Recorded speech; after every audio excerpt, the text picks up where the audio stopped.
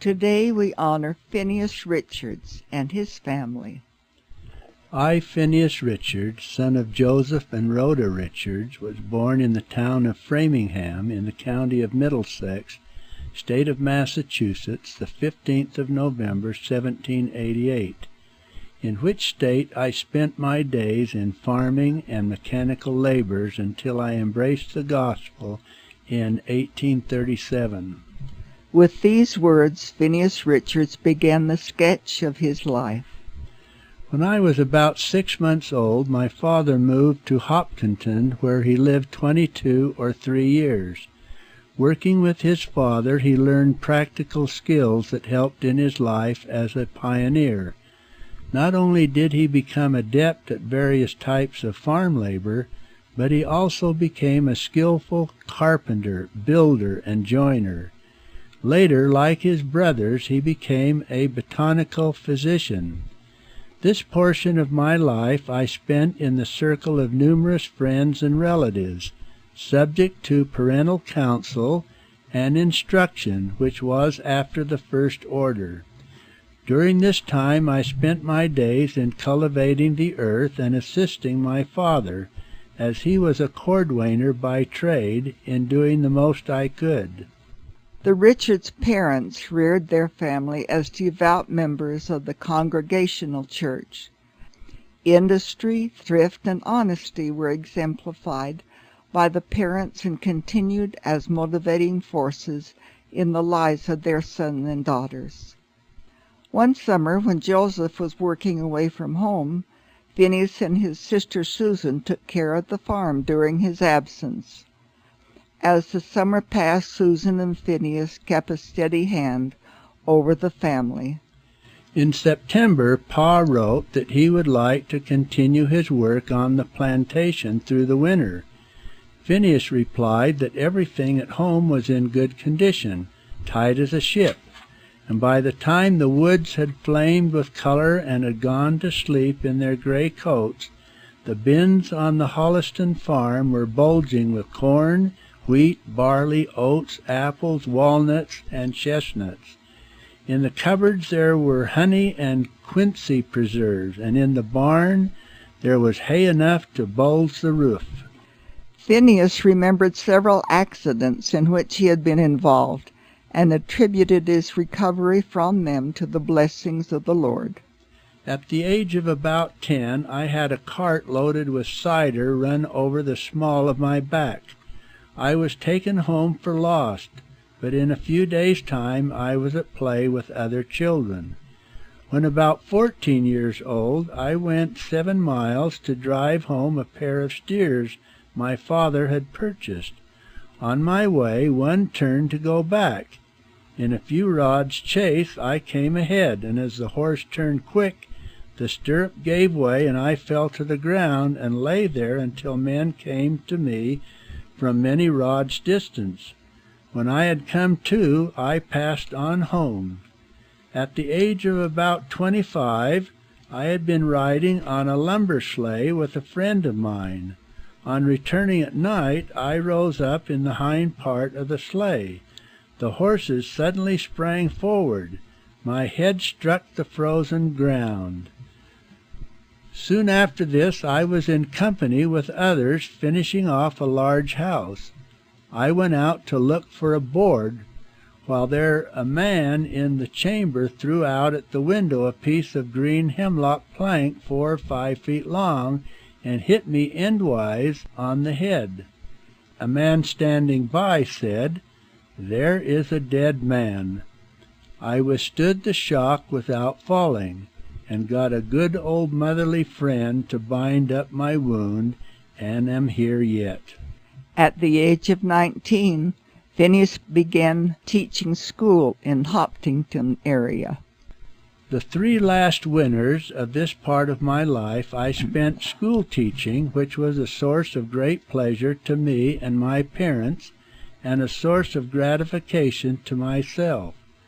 In December 1810, he was invited by his uncle, William Richards, to come to Hinsdale, Berkshire County, where he worked in a cabinet shop for several months. The next fall he became ill of a fever and went to Richmond, Massachusetts, where he remained during the winter and was nursed to health at the home of his uncle, William S. Ledbetter. As his health improved, he spent his days doing carpentry work. He soon was employed by Mr. James Merker to work in his cabinet shop in Richmond. Phinehas, like his father, had a deep love of country, and his patriotism was a distinguishing trait that remained with him through his life. Phinehas enlisted in the Massachusetts militia and was soon promoted to the colonel's staff with the rank of sergeant major. Phinehas briefly referred to his enlistment. There was a draft made of a regiment of men to march to Boston. Not being drafted, I took another man's place, and we marched from Richmond 14 September 1814 to Boston, 150 miles, and were ordered to station in Cambridge. Daniel Collins of Lenox was captain, Solomon K. Chamberlain colonel. Receiving his discharge in October, the young patriot returned to the home of his parents, who were now living in Holliston, Massachusetts. The spring came, and I left for Richmond, having made arrangements with my father to move there also with his family, in which place they arrived in the month of May, and occupied the house owned by Augustus Sherrill, and occupied the same until he purchased his residence 2 years afterwards, in which my parents lived and died. In Richmond, Phinehas met Wealthy Dewey. Wealthy was reared in a religious home of culture and dignity. Her New England ancestors and parents were devout members of the Congregational Church. After a formal courtship, Phinehas asked Wealthy to be his wife, and following the customs of their time, they declared their intentions in the church. They were married in Richmond February 24, 1818. Wealthy brought much joy into her husband's life. A young woman of culture and refinement, Wealthy was skilled in sewing, cooking, and in the many other arts that enabled her to be a capable homemaker. She was called a walking dictionary, and her love of learning was transmitted to her family. Phinehas said that his wife was a devoutly pious woman, and she taught her children in the way of the Lord to the best of her knowledge and belief, insomuch that his fear has never forsaken them, and the greatest pleasure has been to know that they have his help and approbation in all the work of their lives. After their marriage, Phinehas and his bride made their home in Richmond for 19 years. To them were born 9 children. The deaths in infancy of their first 3 children caused them much sorrow. From the year 1818 to 1837, I was busily employed in providing for my family, the education of which was my unceasing care, and in which, with my limited means, I was in a good degree blessed. In May of 1819, Hepsy requested of Phinehas braid enough for 1 or 2 bonnets. On May 5, a letter received from Hepsy added, "Last week on Monday morning, Brother Phinehas went to Troy with 3 dozen bonnets." I held the office of coroner for 17 years in the county of Berkshire, Massachusetts. In the meantime, I served as constable in the town of Richmond, Massachusetts, acted as select committee of schools for many years. I officiated as superintendent of Sabbath school for a number of seasons. I applied myself to what was required of me. I had my full share of labor and a due share of respect, as my political principles were purely democratic. Brigham Young and his brother Joseph Young were related to the Joseph Richards family. They were anxious to interest their kinfolks, and so in the year 1836 they went to Richmond, Massachusetts, to visit and present the newly revealed principles to them. Of his conversion, Phinehas recorded, "3 of my relatives called on me and preached in that place the fullness of the everlasting gospel. I soon discovered that the system they taught contained principles which I had long been looking for as absolutely necessary to obtain a title to the celestial kingdom of God. I listened, I wondered, I rejoiced that the order which the ancient apostles established and maintained was again restored. Speaking to the Richards and related families at a meeting in Nauvoo in 1845, Joseph Young said, "We visited the eastern states, and the prophet Joseph prophesied before we went that we should see the fruit of our labors in converting them to the gospel. Brother Phinehas Young went with us to the Richards family. Joseph and his wife Rhoda, firmly rooted in the Congregational Church, could not understand the doctrines of the church, which was becoming a strength and influence in the lives of most of their children. His sons Joseph and William, and his son-in-law William E. Pearson, likewise clung to their old beliefs. For several years Phinehas's wife Wealthy also looked doubtfully at the church, which was beckoning her husband and children. After reading the Book of Mormon, Phinehas desired to investigate the church more fully by going to its headquarters in Kirtland, Ohio. I went to Kirtland in the spring of 1837 to see the prophet and learn more fully the principles of the gospel. April 25, 1837, I left Massachusetts with my son George Spencer Richards and went to Kirtland, Ohio, in company with cousin Brigham Young and others, to satisfy myself as to the truth of the faith of Mormonism. We arrived in Kirtland on the 10th day of May. They called and took Sister Hepsy with them. After investigating the church, Phinehas gained a strong testimony of the truthfulness of its doctrines. He knew that it was the Church of Jesus Christ, and that the prophet Joseph Smith was indeed the prophet of the Lord. This testimony became the motivating force of his life from that time forward. I had not been there long before I was fully satisfied that the work was of God. I saw the signs follow them that believe, as Christ said they should. And what was I that I could withstand the truth? I obeyed by being baptized for the remission of my sins, and was confirmed by the laying on of hands for the reception of the Holy Ghost.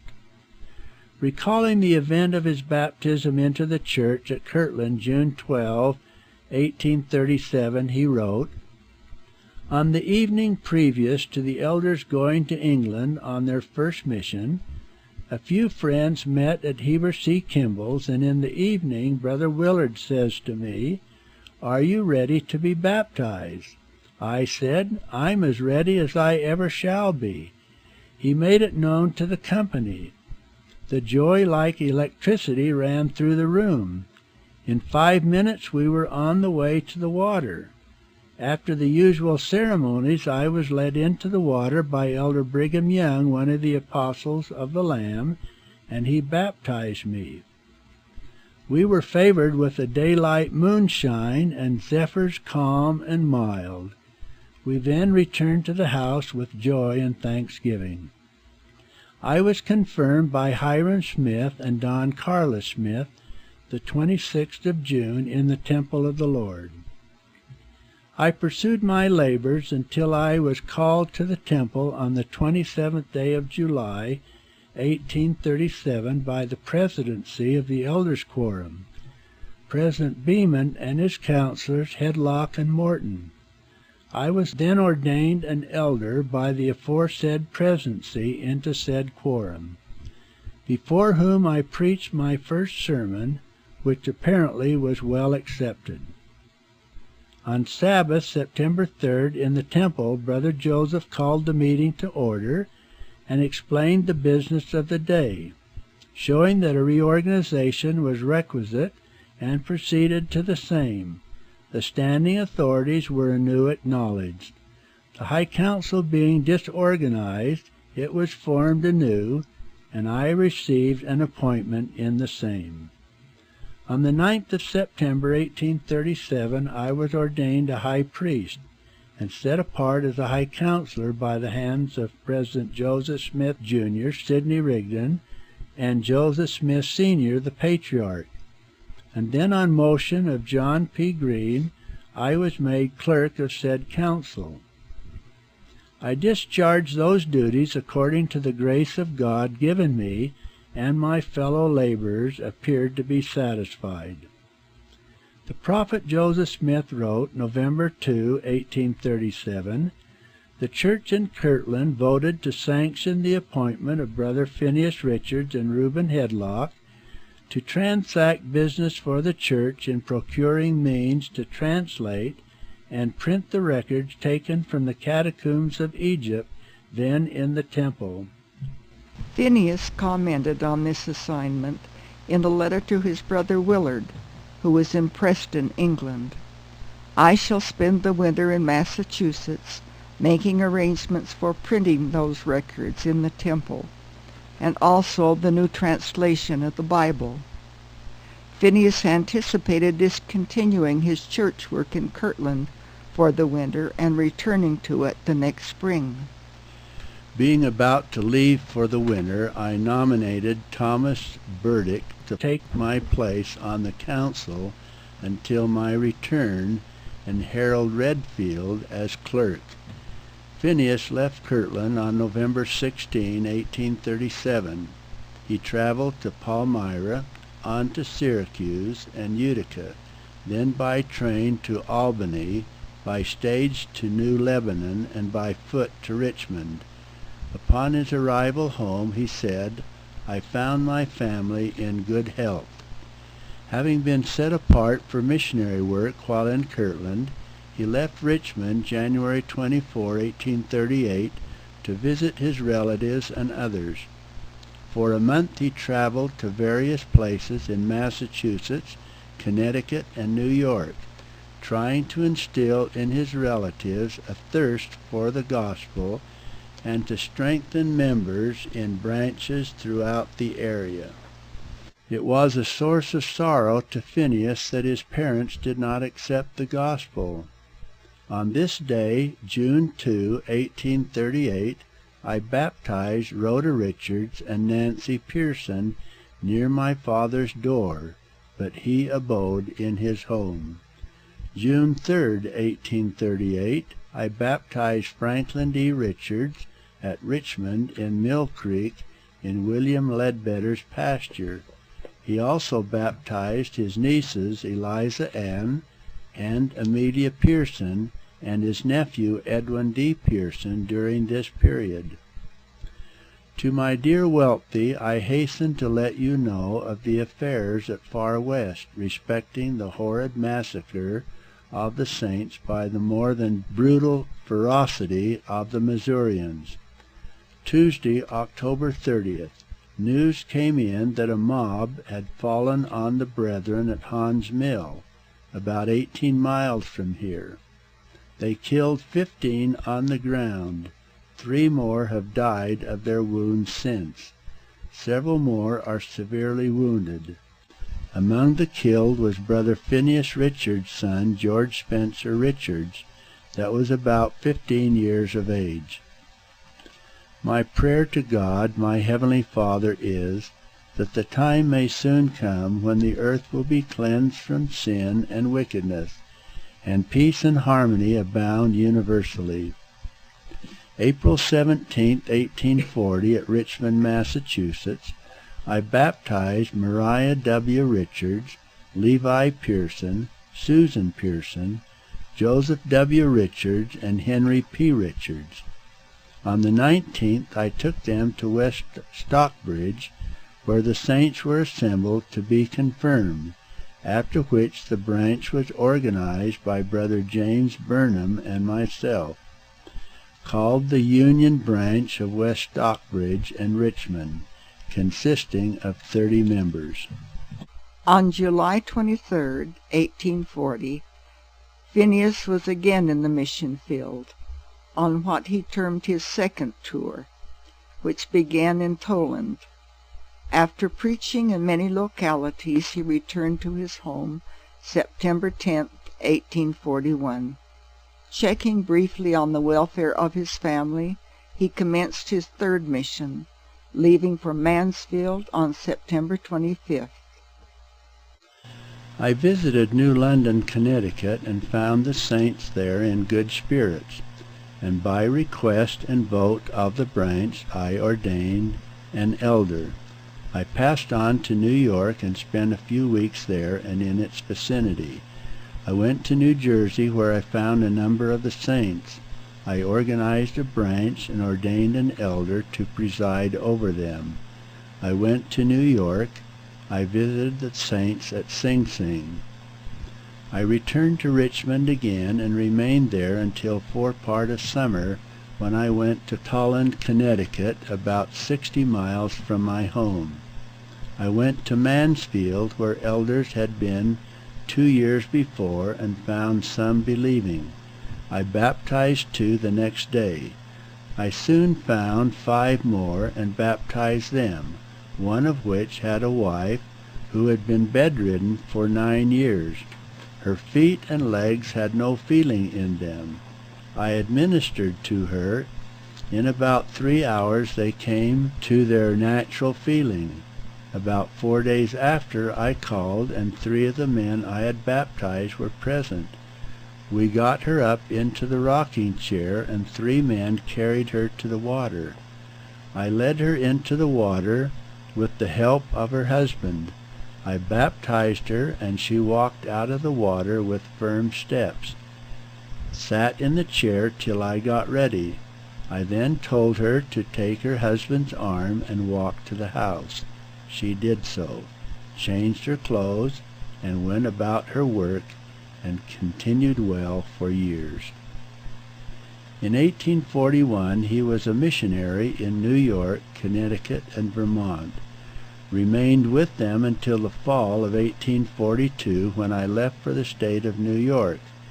Continued my journey by way of West Cunnington, where I stopped and preached to the brethren in that place, after which I took the railroad and arrived at home. Thus, having finished my mission in the state of Connecticut, I then made up my mind to go to Nauvoo as soon as I could get ready. By disposing of many things at 1/2 their value, and some left to be taken at pleasure, and by laboring on the railroad, and through the labors of myself and family, I did obtain a fit-out. From October 24, 1841, I continued my labors as usual until October 24, 1843, being president of the branch where I lived, over which I presided until I left for Nauvoo. Phinehas was especially happy when his beloved Welty was converted to the church and was baptized on January 9, 1843. The tiresome journey from their Richmond home in Massachusetts to Nauvoo started 24 October 1843. We crossed the river and landed safely in Nauvoo November 19, 1843. Phinehas was glad to write that they took comfort in mingling again with relatives. He continued, 20 Sabbath day, Cousin Lorenzo Young took his team and conveyed my goods to the east part of the city, 1½ miles to the home of my son, F.D. Richards, where I located for the time being. We succeeded in obtaining a house 1½ miles east of the temple, to which place we removed the next morning, assisted by Cousin W. Young and Brother Franklin. Franklin's home was on the northeast corner of Lot 2 in the Warrington subdivision, 1½ miles east and 2/3 of a mile south of the temple. Later in 1843, to be nearer the temple, Phinehas and his family moved to Lot 4 of Nauvoo Block 121, which was 3 blocks south and 1 block west of the temple. Samuel in 1843 was living at Lot 94 of Nauvoo Block number 4. He indicated moving in April of 1844. The 4th of April, still living with my father's family, we moved to the Matthews place 2 blocks north of the temple. Phinehas and his sons were able to use their skills in building, painting, and joining as they helped construct the temple and worked on many of the structures in the city. Phinehas was a man of wide interests and many talents, always willing to use his abilities in serving his church and his community. Early in winter I was appointed one of the trustees of the school district in which I resided. Thursday, February 1, 1844, Phinehas Richards published a thrilling appeal to the inhabitants of his native state of Massachusetts to consider the wrongs sustained in the loss of lives and property and other damages done to the Church of Jesus Christ of Latter-day Saints, of which he is a member.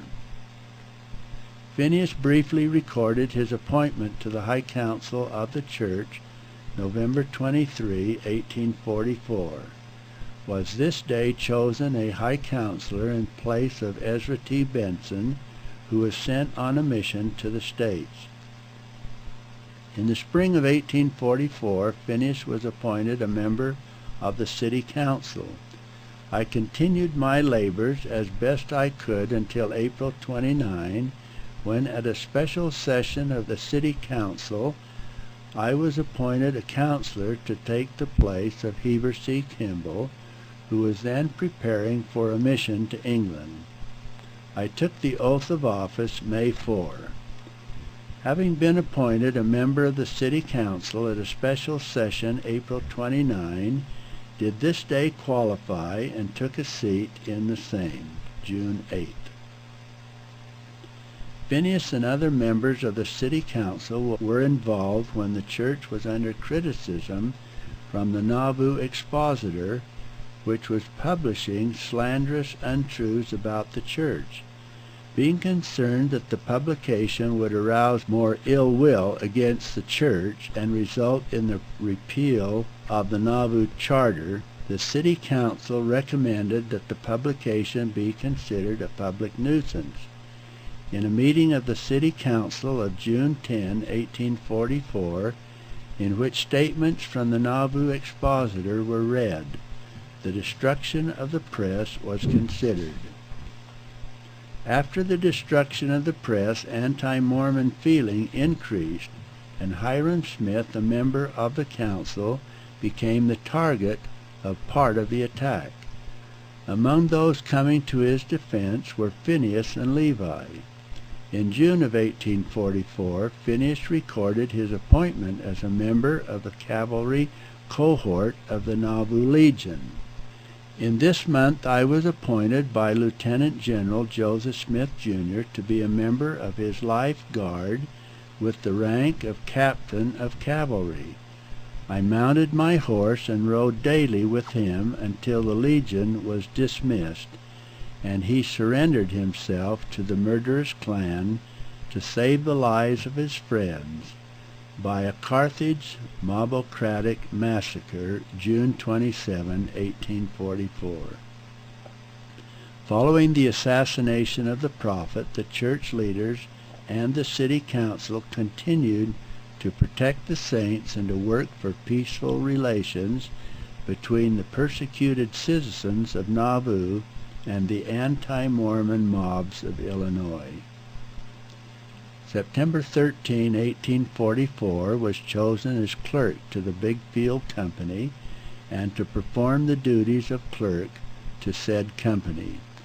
The former clerk not keeping the records in a book, I found it a long job to get the records in order, which caused me much time and trouble.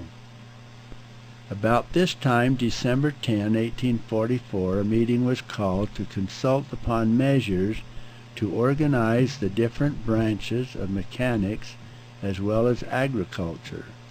The result was a committee was appointed to organize each branch by themselves. The committee appointed was John Taylor, Orson Spencer, and Phinehas Richards, who proceeded in due time, completed the organization. It was then thought proper to call up the charter granted to the city of Nauvoo for agriculture and manufacturing purposes. A meeting was called and officers chosen. By virtue of the charter, 20 to be chosen, and 5 from the 20 to act as directors. I was chosen one of the 20, and also one of the 5. I felt that I was getting more on my shoulders than I was able to carry, so I arose and expressed my belief that to be confined to the charter limitations, of course, be too small a company for us to operate in. I moved to lay aside the charter and proceed on our own responsibility. The next move was to appoint a committee to purchase a piece of land adjacent to the river, containing large quantities of stone and lumber, for building a dam part way across the river Mississippi, on which to erect factories and mills. The committee consisted of Edward Hunter, Daniel Spencer, and Phinehas Richards. The land was purchased, and Johnny Page appointed an agent to carry on the work. December 14, 1844, I was appointed as one of the regents in the Nauvoo University. He was interested in education, and he enthusiastically accepted this assignment to help provide higher education for young people.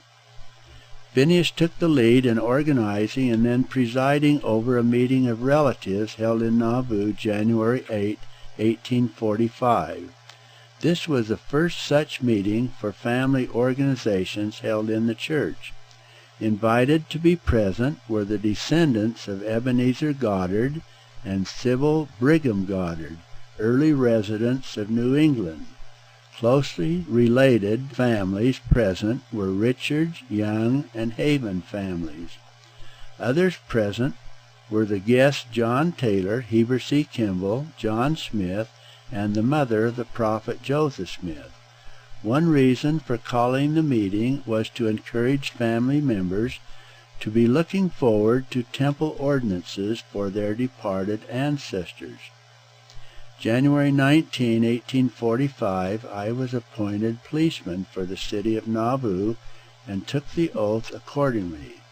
On February 4, 1845, Phinehas was chosen one of the 12 to be a living constitution to the manufacturing and agriculturing operation of Nauvoo and vicinity. February 3, 1845, I was chosen counselor for 2 years for the city of Nauvoo, qualified on the 7th, and took my seat on the 8th of said month. In a letter to Willard, written before the family left Richmond, Phinehas had expressed his desire to help build the temple of his God. He and his sons participated in the building of the beautiful edifice, their carpenter and joiner experience being usefully employed in church service. On the morning of Saturday, May 24th, 1845, the capstone of the temple was laid, and by the time for the October conference, the construction had progressed sufficiently to enable the holding of the services in the temple. In a dedicatory prayer, Brigham Young presented the temple as far as it was completed, and saints to the Lord. The wives helped cook to feed the builders of the temple. As it progressed, they occasionally attended socials with their husbands, during the brief evenings of relaxation. Work continued on the temple during the rest of 1845. At last the beautiful temple was prepared for ordnance work. Phinehas, his sons, and their wives were asked by the church leaders to aid in the ordnance work. The church members desired to accomplish as much as possible before they were forced to cease temple work and leave the city. January 22, 1846. Visited the temple with Welty. She was sealed to me by the prophet Brigham Young. January 23, 1846. This evening was appointed clerk of the high priest quorum in the 5th Ward, while the stated clerk was absent on a mission. I presided over a branch in the south part of Nauvoo. Phinehas worked as a builder, having his own woodwork shop. I continued to labor as much as I could for the support of my family, when not engaged in more public business. During the spring of 1846, Phinehas and his sons continued working on the temple. Phinehas and the rest of the members rejoiced when the time of dedication arrived. The temple was dedicated privately with only invited church members present on April 30, 1846, and publicly by Elder Orson Hyde the following day. Phinehas Richards and Welty Dewar were the proud parents of 9 children, 7 sons and 2 daughters, as follows. Abraham Richards was born December 9, 1818, at Richmond, Berkshire County, Massachusetts, and died the same day. Moses Richards was born September 7, 1819, at Richmond, Berkshire County, Massachusetts, and died the same day. Betsy Richards was born June 13, 1820, at Richmond, and died the same day. Franklin Dewey Richards was born April 2, 1821, at Richmond, Berkshire County, Massachusetts, and was married December 18, 1842, to Jane Snyder. She bore him 6 children. Jane died November 17, 1912, at Ogden, Weber County, Utah, and was buried November 20th in the Ogden City Cemetery. Franklin was married October 13, 1849, at Salt Lake City, to Charlotte Fox. She bore him 6 children. Charlotte died November 28, 1918, at Salt Lake City, and was buried December 2nd in the Salt Lake City Cemetery. Franklin was married June 26, 1853, at Salt Lake City, to Susan Sanford Pearson. She bore him 3 children. Susan died March 2, 1878, at Wanship, Summit County, Utah, and was buried in the Salt Lake City Cemetery. Franklin was married March 6, 1857, in the Salt Lake Endowment House, to Nanny Longstreth. She bore him 3 children. Nanny died January 7, 1911, at Salt Lake City, and was buried January 10th in the Salt Lake City Cemetery. Franklin was married March 6, 1857, in the Salt Lake Endowment House, to Mary Thompson. She bore him 4 children. Mary died September 10, 1905, at Riverside, Box Elder County, Utah, and was buried September 12th at Farmington, Davis County, Utah. Franklin was married March 6, 1857, in the Salt Lake Endowment House, to Rhoda Harriet Foss. She bore him 4 children. Rhoda died November 19, 1881, at Farmington, and was buried there November 21st. Franklin Dewey Richards died 9 December 1899, age 78, at Ogden, Weber County, Utah, and was buried 12 December in the Ogden City Cemetery.